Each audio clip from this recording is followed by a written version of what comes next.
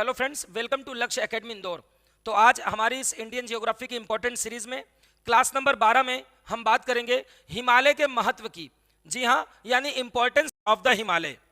ये जो हिमालय पर्वत श्रृंखला है, ये हमारे लिए और हमारे देश के लिए कितना इसका महत्व है, आज हम इस पर चर्चा करेंगे। और इसके साथ ही साथ हम बात करेंगे हिमालय के प्रादेशिक विभाजन की, यानी रीजनल डिवीजन ऑफ हिमालय, जो नदियों के आधार पर 4 प्रकार से हिमालय को डिवाइड किया गया है, उस पर भी चर्चा करेंगे। तो शुरू करते हैं। सबसे पहले हिमालय का महत्व, यानी हिमालय का हमारे देश के लिए क्या इंपॉर्टेंस है, यानी हिमालय नहीं होता तो क्या होता और आज हिमालय है तो उसका क्या क्या प्रभाव हम पर पड़ता है, हमारे देश पर पड़ता है। शुरू करते हैं। तो देखिए, ये जो नॉर्थ में यहां से लेकर यहां तक ये पर्वत श्रृंखला है, ये हिमालय है। और हिमालय हमको यानी इंडिया को बहुत प्रकार से प्रभावित करता है। सबसे पहले इसका सबसे ज्यादा प्रभाव हमारी जलवायु पर है, हमारे क्लाइमेट पर है, जिस मौसम में हम रहते हैं। तो देखते हैं क्या प्रभाव करता है। सबसे पहले देखिए, हमारे यहाँ जो बारिश होती है, वो बारिश होने में हिमालय का बहुत महत्व है। जो बारिश का मौसम आता है और बारिश भारत में होती है, उस बारिश की हवाओं को रोकने वाला कौन है? वो हिमालय ही है। यदि हिमालय नहीं होता तो वो बारिश नहीं होती और वो हवाएं जो हैं वो किसी और देश में हिमालय के पीछे यानी चीन के देश में जाकर वर्षा कराती। इसको अच्छे से समझते। देखिए, ये भारत है और ये भारत का चित्र आपके सामने बना दिया। ये आपका हो गया भारत का चित्र। अब नीचे देखिए, यहां से लेकर यहां तक सर ने ये पूरा गोला बनाया है। नीचे जो पूरा दिख रहा है, ये बहुत बड़ा महासागर है, इसका नाम है हिंद महासागर। इसी हिंद महासागर से ऊपर की तरफ एक हवाएं चलती है जिनका नाम है दक्षिण पश्चिम हवाएं। ध्यान रखेंगे, दक्षिण पश्चिम यानी साउथ वेस्ट मानसूनी हवाएं। तो ये हवाएं ऊपर की तरफ आ रही हैं, ये हवाएं ऊपर की तरफ आ रही हैं। नीचे क्या है? हिंद महासागर है, समुद्र है। और ऊपर क्या है? इधर एशिया महाद्वीप है, भारत के पीछे चीन है, चीन के पीछे रूस है। तो आप बोलेंगे ये हवाएं जल से स्थल की ओर आ रही हैं, वाटर एरिया से लैंड एरिया की ओर आ रही हैं, और ये हवाएं नीचे से भारत में आती हैं। बस यही वो हवाएं हैं जो भारत में बारिश लेकर आती हैं। बारिश का मौसम आता है, इनका नाम है ग्रीष्मकालीन दक्षिणी पश्चिमी हवाएं। इनका साइड याद रखेंगे, साउथ वेस्ट हवाएं। अब ये हवाएं क्या होती हैं? ये हवाओं में काफी नमी होती है, मतलब इस नमी के कारण ये हवाएं वर्षा करा सकती हैं। मगर वर्षा होगी कैसे? देखिए, ये हवाएं जब भारत में आएंगी तो इधर से भी आएंगी और इधर से भी आएंगी। इधर वाली को आप बोलते हैं अरब सागर की शाखा और इधर वाली को बंगाल की खाड़ी की शाखा। ये हम मानसून में पढ़ेंगे। अभी इतना कि ये हवाएं नीचे से आती हैं। और अब देखिए, ये हवाएं आती हैं, इनमें नमी होती है और इनमें वर्षा कराने की क्षमता होती है। मगर देखिए, ये जो रास्ते में मेरा हाथ रखा है, यहां से लेकर यहां तक मैंने ये हाथ रख दिया, ये हिमालय पर्वत है। हिमालय पर्वत ही है जो इन हवाओं को रोक लेता है। यदि हिमालय इन हवाओं को नहीं रोकता तो ये हवाएं क्या होती? ये हवाएं और पीछे चली जाती और चीन या अन्य इलाकों में वर्षा कराती। देखिए, ये जो दक्षिण पश्चिम वाली हवाएं हैं, ये नमी युक्त जो हवाएं हैं, इनसे वर्षा तभी होगी जब इनके रास्ते में कोई रुकावट बने, कोई रोक लगाए। जैसे ये हवा आ रही है और ये पर्वत खड़ा है, अब रुकावट कौन बनेगा? या तो ऊंचे ऊंचे पठार होंगे या पर्वत होंगे। तो पर्वतीय क्षेत्रों में इसीलिए वर्षा ज्यादा होती है, क्योंकि ये हवाएं आई और ये हवाएं आई तो पर्वत ने हवाओं को रोक लिया। अब हवाएं क्या करेंगी? हवाएं ऐसे पर्वत के सहारे ऊपर चढ़ेंगी, ठीक है, और ऊपर चढ़ने में ये हवाएं खूब सारी वर्षा करा देंगी। मतलब पर्वत के नीचे बहुत सारी वर्षा होगी। मगर देखिए, ये पर्वत को चढ़ गई और चढ़ने के बाद पर्वत के पीछे चली गई, तो पीछे वाले भाग में कम वर्षा होगी। जैसे मैं पर्वत हूं तो मेरे आगे मेरे सहारे हवाएं ऐसी चढ़ेंगी और इस वाले पार्ट में बहुत सारी वर्षा होगी। मगर जब हवाएं मुझको चढ़कर पीछे चली जाएंगी तो पीछे वाले पार्ट में कम वर्षा होगी। तो पीछे वाला जो पार्ट है, इसी को रेन शेडो एरिया बोलते हैं। आपको क्लाइमेट में सिखाएंगे, मानसून में सिखाएंगे, इसी को वृष्टि छाया प्रदेश बोलते हैं। जैसे इसका एग्जाम्पल है महाराष्ट्र में पुणे है। पुणे वृष्टि छाया प्रदेश में आता है। पुणे में 70 सेंटीमीटर वर्षा होती है। और उसके उस पार जाऊं पर्वत के तो महाबलेश्वर आता है, जहां बहुत सारी वर्षा होती है। तो ध्यान रखेंगे, ये हवाओं को रोकता है, ये हवाओं को रोकता है और बारिश कराता है। आप देख सकते हैं कि हिमालय पर्वत यहां से लेकर यहां तक आता है। देखिए, यहां से लेकर यहां तक आता है और यहां के बाद ये सब मुड़ जाता है। तो मैं हाथ से बनाऊं तो कुछ ऐसा हो जाता है। बस इसी कारण पूरी हवाओं को इस एरिया में ज्यादा रोक लेता है। और ये जो एरिया मैंने आपको बताया, ये इसी को आप बोलते हैं नॉर्थ ईस्ट इंडिया। इसमें 7 सिस्टर है। ये पूरी 7 सिस्टर कैसी हो गई? ऐसी हो गई इसके अंदर। तो बस यहां पर बहुत सारी वर्षा होती है। पूरे नॉर्थ ईस्ट इंडिया में 200 सेंटीमीटर वर्षा होती है। भारत में ज्यादा वर्षा वाला एक ये स्थान है। और दूसरा देखिए, दूसरा ये रहा, यहां पर ये पश्चिमी घाट है। जब ये हवाएं इधर आएंगी तो सबसे पहले इनको कौन मिलेगा? इनको मिलेगा केरल। तो केरल के पास में पश्चिमी घाट ऐसा ऊंचा है, तो ये किनारे किनारे बहुत सारी वर्षा करा लेगा, हवाओं को रोक लेगा। तो केरल का ये जो मालाबार तट है ये बना दिया, ये मालाबार तट है और थोड़ा कर्नाटक का इलाका ये पश्चिम वाला, ये जो क्षेत्र बनाया है बेटा ये बहुत ज्यादा वर्षा मिलती है। भारत की 2 जगह वर्षा मिलती है, यहाँ 200 सेंटीमीटर से ज्यादा और ये नॉर्थ ईस्ट इंडिया में भी 200 सेंटीमीटर से ज्यादा, ये दोनों ज्यादा वर्षा वाले स्थान है। तो आपको क्या याद रखना है, इस केरल में वर्षा किसने कराई, आप बोलेंगे पश्चिमी घाट के पर्वत ने करा ली, और बाकी उत्तर भारत में जो मुख्य रूप से वर्षा हुई आप बोलेंगे हिमालय ने इन हवाओं को रोक लिया, वरना ये हवाएं आगे चली जाती। इन हवाओं को कोई ना कोई ऊंचा स्थान चाहिए जो इनको रोक सके और इनसे पानी ले सके। तो हिमालय का पहला काम क्या सीखे आप, हिमालय का पहला काम में आप बोलेंगे कि ये ग्रीष्मकालीन कौन सी हवाएं बताई, दक्षिण पश्चिम हवाओं को क्या करता है बेटा, ये रोकता है और भारत में क्या करा देता है, भारत में वर्षा करा देता है। नंबर 1 एक बात कंप्लीट हुई, हिमालय नहीं होता तो भारत को इतनी वर्षा प्राप्त नहीं होती। बात नंबर 2, अब बारिश तो देख ली, अब देखते हैं कि भारत में ठंड का मौसम कैसे आता है। देखिए ठंड का मौसम ऊपर से आएगा, जैसे बारिश का मौसम नीचे से, बारिश की हवाएं नीचे से आती हैं, वैसे ठंड की हवाएं किधर से आती है, ऊपर से, जिसको हम विंटर बोलते हैं, शीतकालीन। देखिए भारत के पीछे ये देखिए ये चीन है, और चीन के और ऊपर दिखा रहा हूं, ये देखिए बहुत दूर तक ये रूस है। भारत के पीछे ये हिमालय है, हिमालय के पीछे कौन है, चीन है, और चीन के पीछे मंगोलिया और रूस है। रूस का साइबेरिया क्षेत्र है, वहां से बहुत ठंडी हवाएं हैं, बहुत ही ठंडी हवाएं जो कि रूस के ठंडे प्रदेश से, साइबेरिया प्रदेश से आ रही हैं, और वो इस तरफ आ रही हैं। देखिए भारत की तरफ आ रही हैं, ये हवाएं चल रही हैं और ये ऊपर से आ रही हैं। हमारे ऊपर ही चीन है, चीन में जहां जहां से ये निकली है वहां वहां बर्फ की चादर बिछा दी है, मतलब भयंकर ठंडी हवाएं हैं जो कि पूरे मंगोलिया को, रूस को और चीन को पूरा बर्फ से ढक देगी। इसके अलावा सेंट्रल एशिया के जो देश हैं उनमें भी बर्फबारी हो जाएगी। मगर जैसे ही भारत का नंबर आएगा, देखिए ये भारत का हिमालय है, यहां से यहां तक ये हिमालय है, और ये हवाएं कैसे आएंगी, देखिए एरो बना रहा हूं, ये हवाएं ऐसी आई, ये हवाएं आई। अब भारत में ठंड का मौसम आएगा, मगर भारत के लोग कैसे हैं, भारत के लोग तो भैया थोड़ी बहुत ठंड में स्वेटर जैकेट निकल जाते हैं, तो इतनी ठंडी हवाओं को भारतीय लोग तो झेल नहीं पाएंगे। तो क्या करें, हमारा हिमालय है जो हमारी रक्षा करेगा, वो रक्षा करेगा इन ठंडी हवाओं से। क्या बोलेगा, वो बोलेगा कि मैं इन हवाओं को नीचे नहीं जाने दूंगा, क्योंकि नीचे मेरा भारत देश है और भारत में इतनी ठंड कोई सहन नहीं करेगा। तो देखिए ये इन हवाओं को रोक लेता है। इन हवाओं का क्या नाम है, इन हवाओं का भी नाम है, ये भी मानसूनी हवाएं हैं बेटा। मानसून का मतलब सिर्फ बारिश होना नहीं होता, इसका मतलब है दक्षिणी पश्चिमी मानसूनी हवाएं, और इसका मतलब है उत्तरी पूर्वी मानसूनी हवाएं। जब आप जियोग्राफी में पढ़ते हो तो एक क्वेश्चन तो सिंपल आता है, भारत में वर्षा का कारण क्या है, बारिश का, तो आप बोलेंगे दक्षिणी पश्चिमी, इंग्लिश में साउथ वेस्ट विंड्स। और भारत में विंटर का मतलब शीतकालीन, ठंडक का जो मौसम होता है, शीतकालीन या शीतकाल का क्या कारण है, तो आप बोलेंगे नॉर्थ। इधर देखिए, इधर साउथ वेस्ट बोला है, SW, इसको अपोजिट करे, साउथ को कर दे नॉर्थ, ये आ गया, W को कर दे ईस्ट, ये आ गया नॉर्थ ईस्ट। कोई पूछेगा भारत में वर्षा ऋतु का कारण क्या है, बोलेंगे साउथ वेस्ट हवाएं। कोई पूछेगा ठंड या शीतकाल का कारण क्या है, उत्तरी पूर्वी हवाएं जो ऊपर से आ रही हैं। मगर ये हवाएं शुष्क होती है बेटा, और इसीलिए ये वर्षा नहीं करा सकती, इनमें बहुत बहुत ठंडक होती है। अब देखिए ये हिमालय ने इन हवाओं को इधर आने से रोक लिया और भारत को बचा लिया, किससे, बर्फबारी से। यदि हिमालय नहीं होता तो क्या होता, सोचिए, ये हिमालय पर्वत यहां से लेकर यहां तक इसको रोकता है, ये ऐसे रोकता है, ठीक है। हिमालय नहीं होता तो पूरे भारत में आ जाती और पूरे भारत में बर्फ बिछाकर चली जाती, मगर हिमालय ने हमारी रक्षा की, इन हवाओं से हमको बचाया और हमको बर्फबारी से बचाया। हिमालय की वजह से देखिए ये हवाएं ऐसे आई, मगर यहां पर कौन खड़ा हो गया, मेरा हाथ खड़ा हो गया, हिमालय। तो हिमालय ने बोला चलो उधर मुड़ जाओ, तो ये हवाएं हिमालय के सहारे सारे उधर मुड़ गई, उस तरफ देखिए उधर जाने लगी। जैसे ये पर्वत है मेरा, और इसी के सहारे सारे पिछले भाग पर चलने लगी। और इसी दौरान जो हिमालय की ऊंची ऊंची चोटियां आई, माउंट एवरेस्ट और जो भी ऊंचे ऊंचे पीक पॉइंट, सबको बर्फ से ढकती हुई चली गई, और ये हवाएं आगे चली गई, यहां तक आ गई। और यहां से क्या हुआ, यहां पर पाकिस्तान का एक हिंदू कुश पर्वत है, एक पर्वत है सुलेमान और किरथर। इन पर्वतों ने क्या किया, इसको वापस हमारी तरफ मोड़ दिया कि तुम भारत जा रही थी, भारत ही जाओ। देखो ये हवाएं इधर से आ रही थी, ऐसे सीधी आ रही थी, मगर हिमालय के कारण इधर मुड़ गई, इधर मुड़कर यहां हिंदू कुश ने फिर इंडिया में मोड़ दिया। अब ये हवाएं इंडिया में आ गई, और ये हवाएं इंडिया में इस रास्ते से आ गई।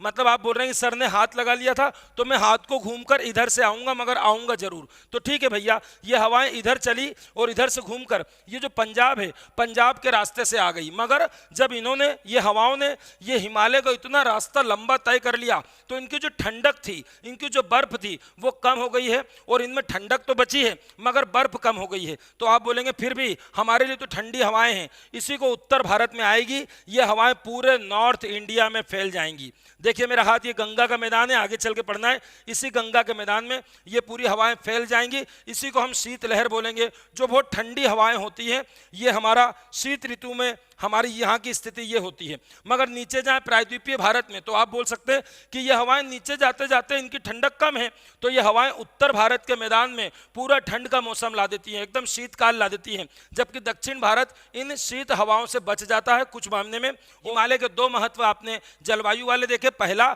ये दक्षिण पश्चिम हवाएं जो नीचे से आती है उनको रोककर भारत में वर्षा कराता है। दूसरा, ये जो ऊपर से उत्तरी पूर्वी हवाएं आती है उनको भी रोकता है और भारत को बर्फबारी से बचाता है। तीसरा पॉइंट, ऊपर एक हवाएं पाई जाती हैं जिसका नाम है जेट स्ट्रीम। ये जेट स्ट्रीम को भी प्रभावित करता है। ये जेट स्ट्रीम भी भारतीय मानसून पर प्रभाव डालता है। अब ये जेट स्ट्रीम क्या है, इसको हम मानसून वाले चैप्टर में सीखेंगे। मगर अभी इतना कि जो जेट स्ट्रीम है ये इस तरफ चलता है, इस तरफ पश्चिम से पूर्व की ओर जाता है। अब क्या होता है, यहां पर हिमालय आ गया तो हिमालय क्या करता है, इन जेट स्ट्रीम हवाओं को, ये कहां चलती है, धरती से लगभग 8 किलोमीटर ऊपर ट्रोपोस्फेयर है, यानी क्षोभ मंडल, क्षोभ मंडल में चलती है हवाएं जेट स्ट्रीम। इन हवाओं को क्या करता है ये हिमालय, ये दो भाग में डिवाइड कर देता है। देखिए ये हिमालय है तो हवाएं ऐसे डिवाइड हो जाती है, एक भाग ऊपर चले जाता है तिब्बत की ओर और एक भाग नीचे आ जाता है। तो नीचे जो आएगा वो कहां आएगा, इधर भारत के, उत्तर भारत के मैदान में। अब ये जो जेट स्ट्रीम है बेटा, यही उतने दूर से एक चक्रवात है जिसको पश्चिमी विक्षोभ बोलते हैं, वेस्टर्न डिस्टर्बेंस। इधर भूमध्य सागर है, इधर देखिए भारत से इधर भूमध्य सागर है, वहां से एक तूफान उठ के आ रहा है। उस तूफान को ये क्या करेगा, ये जेट स्ट्रीम हमारी तरफ भेज देगा कि तुम इधर जाओ। तो जेट स्ट्रीम के साथ वो तूफान किस तरफ आ जाता है, भारत की तरफ आ जाता है। और ठंड के मौसम में भी, शीतकाल में भी, ये जो पंजाब है और उत्तर हरियाणा के आसपास कुछ इलाकों में वर्षा होती है। ये शीतकालीन वर्षा कराने में किसका हाथ है, मेन रूप से जेट स्ट्रीम का हाथ है। मगर मैं कहूंगा कि यदि हिमालय होता ही नहीं तो ये जेट स्ट्रीम डिवाइड ही नहीं होती, तो फिर कैसे ये पश्चिमी विक्षोभ को आपके यहाँ ले आती। तो आप बोलेंगे जो जेट स्ट्रीम है ये वेस्टर्न डिस्टर्बेंस को भारत में बुलाता है, साइक्लोन को, और ये जो जेट स्ट्रीम है इसको हिमालय दो भाग में डिवाइड कर देता है। तो तीसरा पॉइंट हो गया, 3 पॉइंट हो गए। बारिश भी कराता है, एक दक्षिण पश्चिम को रोककर, ऊपर से उत्तरी पूर्वी हवाओं को रोककर हमें ठंड से बचाता है।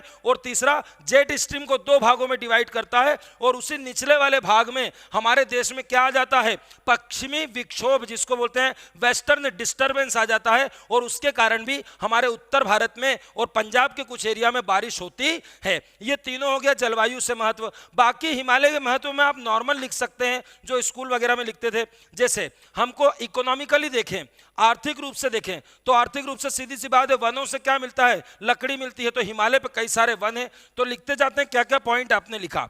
नंबर 1 पे आपने लिखा वर्षा कराता है, लिख दिया वर्षा कराता है। क्यों, क्योंकि हवाओं को रोकता है। कौन सी हवाओं को, SW शॉर्ट में लिख दिया, साउथ वेस्ट मानसूनी हवाओं को। दूसरा शीत से बचाता है, ठंडक से, ठंडक या बर्फबारी से बचाता है। तो क्या लिख दिया, क्यों, क्योंकि नॉर्थ ईस्ट हवाओं को क्या करता है, रोकता है। इधर इसको रोकता है, साउथ वेस्ट को रोककर बारिश कराता है, नॉर्थ ईस्ट को रोककर ठंड से बचाता है। तीसरा आप बोलेंगे पश्चिमी विक्षोभ। पश्चिमी विक्षोभ का मतलब होता है वेस्टर्न डिस्टर्बेंस। वेस्टर्न डिस्टर्बेंस एक साइक्लोन है जो बहुत दूर से आ रहा है भूमध्य सागर से, उसको बुलाता है कौन, जेट स्ट्रीम। जेट स्ट्रीम उसको भारत में बुलाता है, आ जाओ, निमंत्रण देता है। और जेट स्ट्रीम को दो भागों में कौन डिवाइड करता है, हिमालय जेट स्ट्रीम को दो भागों में डिवाइड करता है। ये देखिए जेट स्ट्रीम इधर से जाता है, ये ऐसा जाता है, आधा ऊपर चला गया, आधा हिमालय के नीचे आ गया। इसके बाद चौथे नंबर पे आप बोलेंगे कि हमको शंकुधारी वन मिलते हैं। आपने मुझसे हिमालय पढ़ा है और हिमालय में, लघु हिमालय में आपने देखा सबसे ज्यादा कोनीफेरस फॉरेस्ट है। हालांकि ट्रॉपिकल से लेकर टेम्परेट सभी प्रकार की वनस्पति हिमालय पर है, मगर अब इसका ज्यादा महत्व होता है। इससे मुलायम लकड़ी मिलती है, मुलायम लकड़ी से कई सारी चीजें बनती हैं, बहुत इंपॉर्टेंट होता है इकोनॉमिकली। तो लिख देते हैं शंकुधारी वन मिलते हैं जिससे हमको मुलायम वाली लकड़ी मिलती है। और आपको पता है कागज उद्योग भी इसी पर डिपेंड करता है, पेपर इंडस्ट्री। अब बात करते हैं चौथे नंबर पे क्या इंपॉर्टेंस लिख सकते हैं, हम कुछ भी लिख सकते हैं। एक तो हमने वन लिख दिया, चौथे नंबर पे ध्यान देना बहुत इंपॉर्टेंट है, 5वें नंबर पे। अब ध्यान देना बेटा, हिमालय से बहुत सारी नदियां निकली, ध्यान देना मेरी बात पे, हिमालय से निकली गंगा, हिमालय से निकली यमुना, हिमालय से अन्य भी कई नदियां निकली हैं। तो हिमालय से जो निकलने वाली नदियां हैं उनको आप बोलेंगे वर्षवाहिनी। क्या बोलेंगे? वर्षवाहिनी, हिंदी वाले। और एक और नाम देंगे सदा नीरा। क्या नाम है? सदा नीरा। ठीक है, तो ये वर्षवाहिनी और सदा नीरा क्या होती है, ध्यान से देखिए। ये जो नदी है इनको दो तरह से पानी मिलता है। पहले तो हम आपको नॉर्मल बताते हैं। ये मैंने लाइन खींच दी, एक लाइन, इसके नीचे की जो नदियां हैं इसको आप बोलेंगे प्रायद्वीपीय भारत की नदियां, पेनिसुलर इंडिया। जैसे फॉर एग्जांपल ये देखिए, ये महानदी, ये गोदावरी के बाद कृष्णा के बाद कावेरी, एक के नीचे एक 4 बनाई मैंने, महानदी, गोदावरी, कृष्णा और कावेरी। ये पेनिसुलर इंडिया की नदियां हैं, प्रायद्वीपीय भारत की। और ये नदियां नीचे की हो गई। और ऊपर वाली नदियां कौन सी है? गंगा, यमुना, ये हिमालयन नदियां हैं। तो भारत की नदियों को 2 पार्ट में डिवाइड करेंगे, ऊपर की नदियां, नीचे की नदियां, या फिर हिमालय की नदियां और प्रायद्वीपीय भारत की। दोनों नदियों में क्या विशेषता है? नीचे वाली थोड़ा गरीब है, ऊपर वाली अमीर है। क्यों? क्योंकि ऊपर वाली जो नदियां हैं, हिमालय से निकलने वाली जो नदियां हैं, उनमें पानी बहुत होता है। कैसे? जब वर्षा का मौसम आता है तो उनमें पानी वर्षा का आ जाता है। ठीक है, एक बात तो ठीक है, वही वर्षा के मौसम में इनको भी पानी मिलता है। मगर दूसरी बात, जब गर्मी का मौसम आता है, तो हिमालय पर जितनी बर्फ है, जितनी जगह बर्फ आपकी जमी हुई है, ये बर्फ पिघलती है। तो बर्फ पिघलकर पानी बनता है, और पानी बनकर किस में आ जाता है? नदियों में। तो आप बोलेंगे अरे वाह, हिमालय की जो ऊपर की नदियां हैं उनका फायदा है, उनको पानी 2 तरफ से मिलता है। आप बोलेंगे पहले तो जब बारिश होती है तो उनका वाटर लेवल ऊपर आ जाता है, और दूसरा गर्मियों में जब ये नीचे वाली नदियां, क्योंकि नीचे तो बर्फ है नहीं बेटा, तो नीचे वाली नदियां क्या होती है? इनका पानी भाप बनकर उड़ जाता है, यानी वाष्पीकृत हो जाता है। तो इन नदियों का तो वाष्पीकृत हो जाता है, तो पानी कम हो जाता है। और इन नदियों में पानी कम हो जाता है, और कई छोटी मोटी नदियां तो सूख जाती है। मगर उत्तर भारत की नदी, गंगा की बात करूं, यमुना की बात करूं, जो भी नदी हिमालय से निकल रही है उसको पानी 2 तरह से मिलेगा, एक तो मानसून से, और गर्मी के मौसम में हिमालय की बर्फ पिघलने से। तो आप बोलेंगे इसका मतलब इनको 2 प्रकार से पानी मिलता है, तो ये कभी सूखती नहीं है, इसीलिए इनको सदा नीरा कहा जाता है, या फिर वर्षवाहिनी नदी कहा जाता है। और यही तो कॉन्सेप्ट था अटल बिहारी वाजपेयी जी 2005 में लाए थे, केन बेतवा लिंक प्रोजेक्ट। आपने अभी सुना होगा, MOU साइन हुआ। तो भैया ऊपर की नदियों को नीचे की नदियों से जोड़ दें। यदि ऊपर की नदियों को नीचे की नदियों से जोड़ दें, कैसे जोड़े? जगह जगह से 1-1, 2-2 नदी जोड़ते जाएं, और बीच में नहरों के माध्यम से। तो क्या होगा? उत्तर भारत की नदियों में जो पानी ज्यादा है वो नीचे वाले भारत को भी मिल जाएगा, और पूरे भारत की नदियां क्या हो जाएंगी? वर्षवाहिनी हो जाएंगी, सदा नीरा हो जाएंगी। तो ध्यान रखेंगे, मेंस में आता है भारत की नदियों को अंतर लिखें, तो आपको ऐसे बोलना पड़ता है, ये नदियां सदा नीरा है, और नीचे की जो नदियां हैं ये मौसमी नदियां हैं, यानी मौसम के अनुसार इनमें पानी कम ज्यादा हो जाता है। और भी लिखते हैं कि ये यंग नदियां हैं, ये बुढ़ी हो गई हैं, और ये वाली घाटियां बनाती हैं, ये वाली घाटियां नहीं बनाती। ये नदियों के चैप्टर में पढ़ेंगे। अभी इतना कि हिमालय की वजह से हमको क्या मिला? हमको सदा नीरा नदियां मिली, ऐसी नदियां मिल गई जिनमें हमेशा पानी भरा रहता है। मतलब हमारे लिए विशाल वाटर, मीठे पानी का जल है, जो हमारे पीने के काम या अन्य काम आता है। तो लिख देते हैं कि 5वें नंबर पर इन्होंने, हिमालय ने सदा नीरा नदियां दी हैं हमको, जिनसे हमको जल प्राप्त होता है। और ये सदा नीरा नदियां नीचे नहीं है बेटा, कि नीचे कहीं भी बर्फ की उपस्थिति नहीं है। केवल भारत में बर्फ कहाँ है? ये हिमालय पर्वत पर ऊंचे ऊंचे पॉइंट्स पर बर्फ है। ये हो गया 5वां पॉइंट। 6वां पॉइंट की बात करें, अभी जो नदियां हैं बेटा, ये नदियां ऊपर से आई, तो ऊपर से सारा कचरा लेकर आई, अवसाद लेकर आई अपने साथ बहाकर। ठीक है, और बहाने के बाद क्या करा? ये जो मेरा हाथ दिख रहा है यहाँ पर सारा जमा दिया। और जब नदी मिट्टी बहाकर लाती है, अवसाद बहाकर लाती है, और कहीं पर जमा देती है, तो हमेशा वहां पर जलोढ़ मिट्टी होती है। ध्यान रखेंगे, इसको बोलते हैं नदियों द्वारा अपर्दन की गई मिट्टी। सॉइल इरोजन आपने सुना होगा। तो बस बेटा, नदियां जो इरोजन करती हैं, मतलब नदी का किसी चीज को उठाकर लाना कहीं से और कहीं और ले जाकर छोड़ देना, इसी क्रिया को अपर्दन बोलते हैं। फिर से पानी द्वारा किसी मिट्टी को या अन्य अवसाद को उठाकर लाना और कहीं और पर, मतलब बहा कर लाई और कहीं और छोड़ दिया, आप बोलेंगे अपर्दन। तो जितना पहाड़ी क्षेत्र से, ये पहाड़ी क्षेत्र से जितना अपर्दन हुआ उसी को नीचे बिछा दिया। ये जो नीचे बिछा दिया, तो जब भी नदियां अपर्दन करती हैं बेटा तो हमेशा जलोढ़ मिट्टी बनती है। तो लिख देते हैं जलोढ़ मिट्टी। अब आगे सर पढ़ाएंगे मिट्टियों के टॉपिक में। भारत में मिट्टियां 8 होती हैं, उनमें से 4 मेन हैं। जलोढ़ मतलब एल्यूवियल, काली मतलब ब्लैक, लाल मतलब रेड और लेटेराइट मतलब लेटेराइट। तो ये जो जलोढ़ मिट्टी है बेटा, ये 8 प्रकार की मिट्टी में, और मुख्य रूप से 4 मिट्टी हैं, तो चारों प्रकार की 8 ही मिट्टी में सबसे ज्यादा उपजाऊ मिट्टी है जलोढ़ मिट्टी। आपसे क्वेश्चन आता है मिट्टियों में सबसे ज्यादा अच्छी मिट्टी कौन सी है, आप बोलेंगे जलोढ़ मिट्टी यानी एल्यूवियल सॉइल। तो ध्यान दीजिए, जब एल्यूवियल सॉइल किसकी वजह से आई, ये नदियां जो गंगा है, यमुना है, इधर सतलज है, इधर ब्रह्मपुत्र है, इन्हीं नदियों ने बहुत सारा जलोढ़ का मैदान बना दिया और इसी को आप बोलते हैं उत्तर भारत का मैदान। तो आपको क्या मिला, आपको जलोढ़ मिट्टी का मैदान मिला, यानी आपको एक उपजाऊ क्षेत्र मिल गया, बहुत बड़ा उपजाऊ क्षेत्र मिल गया। और इसीलिए जलोढ़ में गेहूं ज्यादा होता है, इसीलिए ये रहा उत्तर प्रदेश, ये रहा पंजाब, जिनका गेहूं उत्पादन में नाम है। और सीधी बात करें तो जो गंगा का मैदान है, ये भारत में खाद्यान्न उत्पादन यानी फूड क्रॉप्स के लिए फेमस है। यानी भारत में जितना खाद्यान्न खाने की फसलें होती हैं वो इसी मैदान में ज्यादा होती हैं, हिमालय के नीचे। तो आपको लिख देते हैं उपजाऊ क्षेत्र है और ये हमारा खाद्यान्न बेल्ट है। खाद्यान्न मतलब फूड क्रॉप्स, तो ये हमारी खाद्य पेटी हो गई क्योंकि इसने जलोढ़ का मैदान हमको दिया है। सातवीं बात में आप बोल सकते हैं हिमालय पर ऐसे ऐसे फॉरेस्ट हैं जो दुनिया में बहुत कम मिलते हैं। तो इन फॉरेस्ट में क्या होता है, ऐसी दुर्लभ जड़ी बूटियां मिलती हैं जो कहीं और नहीं मिलती। तो हिमालय अनेक जड़ी बूटियों का स्थान है और जो भारत का आयुर्वेद उद्योग है वो उसी हिमालय की जड़ी बूटियों पर निर्भर है। तो लिख देते हैं अनेक दुर्लभ जड़ी बूटियां हमको यहां से मिलती है। इसके अलावा हिमालय पर कई सारे इंपॉर्टेंट घास के मैदान हैं। आपने पढ़ा होगा अल्पाइन घास के मैदान, जिसको हमने पढ़ाया था जम्मू कश्मीर में मर्ग बोलते हैं। तो वो घास के मैदान है जिस पर हमारा एनिमल हस्बेंड्री मतलब पशुपालन डिपेंड करता है, पशुओं के चरने के लिए व्यवस्था हो जाती है। तो लिख देते हैं कई प्रकार की शीतोष्ण, हिमालय पर कई प्रकार के शीतोष्ण यानी अल्पाइन घास के मैदान है। For example marg and bugyal and payar, हमने पहले भी पढ़ चुके हैं। बुग्याल और पयार उत्तराखंड में और मर्ग जम्मू कश्मीर में, जैसे सोनमर्ग और गुलमर्ग। तो एक बार रिपीट करें क्या क्या पढ़ लिया, फिर से देखिए।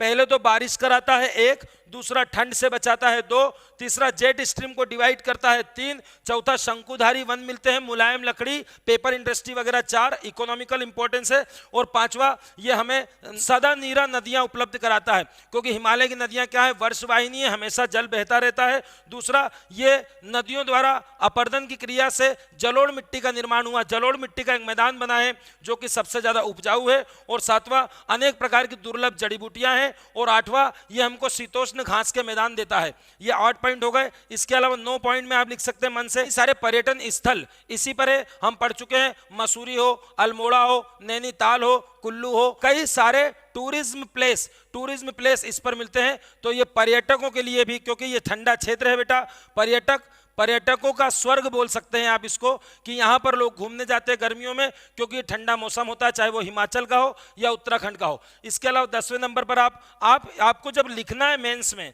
कि हिमालय का महत्व, आपको 10 पॉइंट लिखना, तो आप सोचकर कुछ भी नॉर्मल पॉइंट्स लिख सकते हैं। जैसे 10वां पॉइंट, कई सारे धार्मिक स्थल यहीं पर है, चाहे वो उत्तराखंड का केदारनाथ हो, चाहे वो बद्रीनाथ हो, हिंदू धर्म का तीर्थ स्थल, ये सब आप याद रख सकते हैं। तो लिख देते हैं कई सारे धार्मिक महत्व के स्थल भी यहाँ पर है, मतलब धार्मिक महत्व के स्थल भी है और पर्यटक स्थल भी है, टूरिज्म प्लेस भी है। ये होगा 10 पॉइंट। इसके अलावा चाय के बागानों की बात करें तो आपने सुना होगा यहाँ असम में चाय है, दार्जिलिंग में चाय है। चाय के बागान के लिए जैसी जमीन चाहिए वो हिमालय ही उपलब्ध कराता है, मतलब चाय के बागान के लिए। और दूसरी बात फल के लिए, चाहे वो फिर सेब फल हो, अनानास हो, नाशपाती हो, इन सब फलों के लिए जिस प्रकार की ढलुआ जमीन चाहिए स्लोप वाली, वो हिमालय पर ही उपलब्ध होती है। तो लिख देते हैं कि ये हमें चाय के बागान के लिए अच्छी भूमि देता है।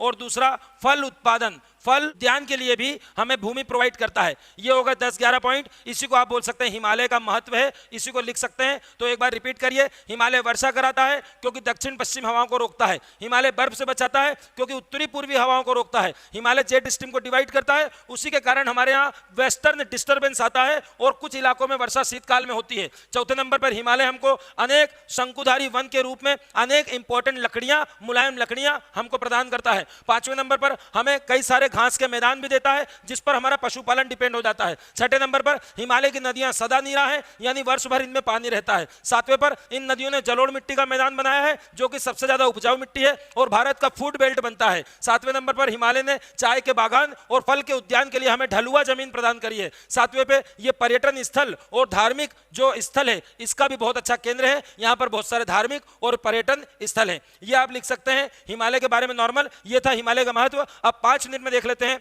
हिमालय का प्रादेशिक विभाजन। देखिए बेटा, जो अभी तक मैंने हिमालय पढ़ाया, कैसे पढ़ाया? ट्रांस हिमालय, फिर महान हिमालय, फिर लघु हिमालय और फिर शिवालिक। ये जो मैंने 4 डिवाइड किया था, यही इसका मेन डिवीजन है, यही हिमालय का मुख्य डिवीजन है, विभाजन है। मगर अब जो पढ़ाने जा रहा हूं, यदि एग्जाम में आ जाए प्रादेशिक विभाजन बता दो तो 1 या 2 क्वेश्चन आ सकता है प्रीलिम्स में और मेंस में लिखने को आ सकता है। तो मैं 5 मिनट में उसको कर देता हूं। तो शुरू करते हैं हिमालय का प्रादेशिक विभाजन। अब देखिए, प्रादेशिक का मतलब सीधा सीधा होता है रीजनल। रीजनल मतलब कौन सा हिमालय किस क्षेत्र में आएगा। फिर से देखिए, ये यहां से यहां तक हिमालय को आपने बांटा है। ये देखिए, ये अब इसको बांट रहा हूं। हिमालय का प्रादेशिक विभाजन 1 सेकंड में खत्म हो जाएगा, ज्यादा कुछ नहीं है, अभी याद करा देंगे। प्रादेशिक विभाजन, प्रादेशिक विभाजन में देखिए, ये हिमालय गया, यहां से लेकर यहां तक गया, ठीक है। इसको ऐसे बांटते बेटा, 1 ये पहला पार्ट, ये दूसरा पार्ट, ये तीसरा पार्ट, ये ऐसे बटेगा खड़े में बटेगा, ठीक है। और अभी तक हमने कैसे पढ़ा था? ऐसे पढ़ा था, पैरेलल, ट्रांस, ट्रांस के नीचे महान, महान के नीचे लघु। अब हम पढ़ रहे 1, इसके इधर 2, फिर 3, फिर 4, ऐसे जाएंगे।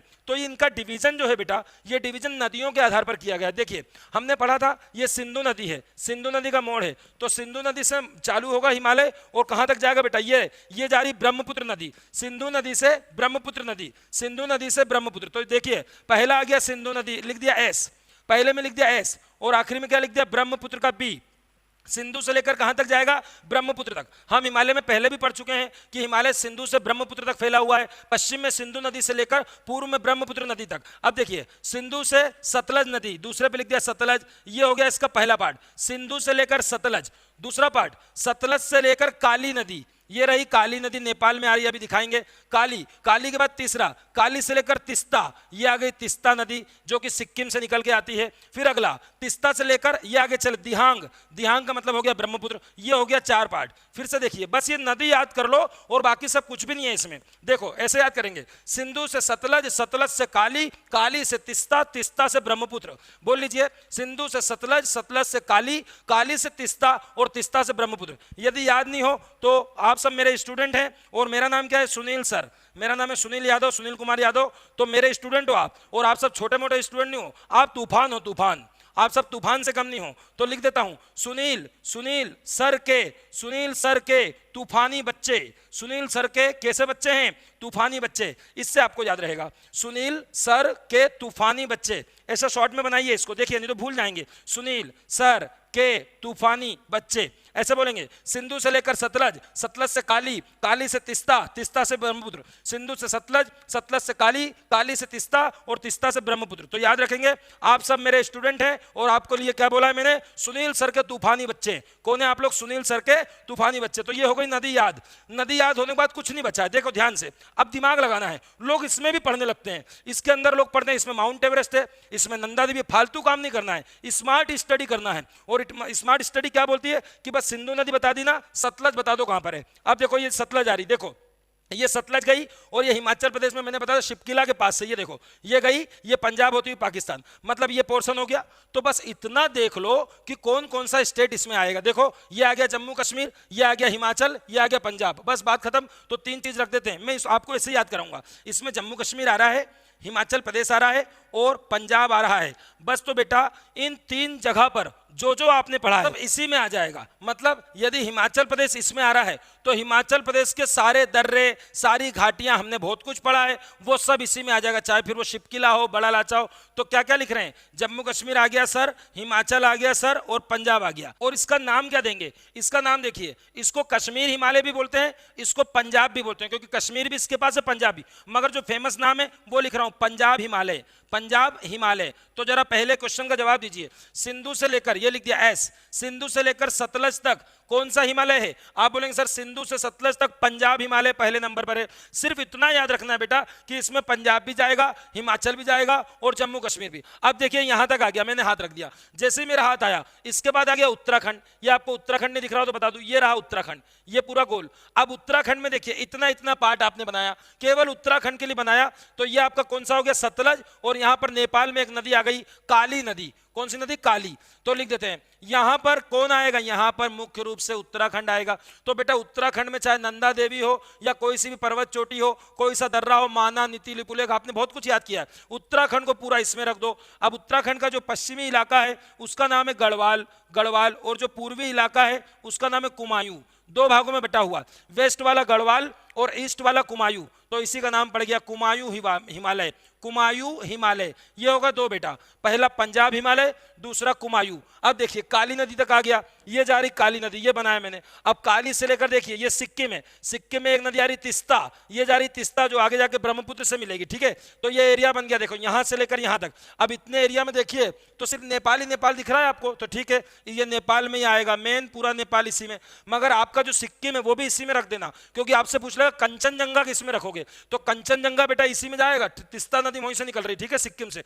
तो लिख दिया भारत का सिक्किम आएगा और नेपाल आएगा, ये होगा दो, भारत का सिक्किम और नेपाल। तो इसके बारे में लिख दिया, इसका नाम क्या है बेटा, नेपाल हिमालय। और आखिरी बचा कौन सा, तिस्ता से ब्रह्मपुत्र, ये जा रही ब्रह्मपुत्र नदी। कौन बचा, सिक्किम के बाद कौन बचा बेटा, भूटान, और भूटान के बाद कौन बचा, अरुणाचल प्रदेश। तो भारत, ये भूटान पूरा इसी में आ जाएगा, और भारत का क्या आ जाएगा, भारत का अरुणाचल प्रदेश। इसका नाम क्या बोलेंगे, देखिए पहला पंजाब हिमालय, दूसरा कुमायूं हिमालय, तीसरा नेपाल हिमालय, और चौथा असम हिमालय।